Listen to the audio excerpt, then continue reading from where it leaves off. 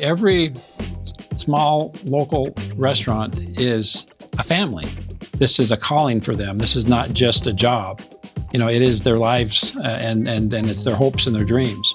It's not just about economic development. It's about helping people that are worthy and deserving of that help.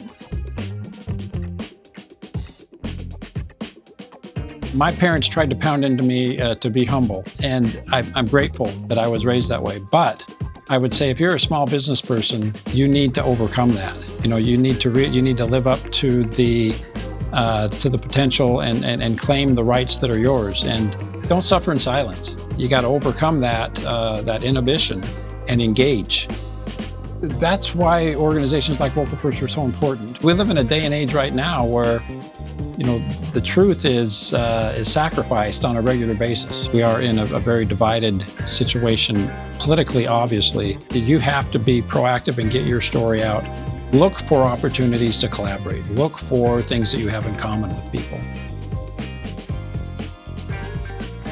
When I was a brand new lawyer, I was meeting with the senior partner. I was carrying his briefcase into court, and I got up the courage to say, "Mr. Udall, what advice do you have for just starting out, brand new lawyer? How do I grow up to be like you, someday professionally?" And he said, "Get involved in the community." And so I wrote a letter to the mayor and got appointed to a board, and one thing led to another, and I was on the city council, and 20 years later, I'm the mayor of Mesa. That never would have happened if I hadn't had that conversation with this mentor of mine professionally that said, get involved in the community.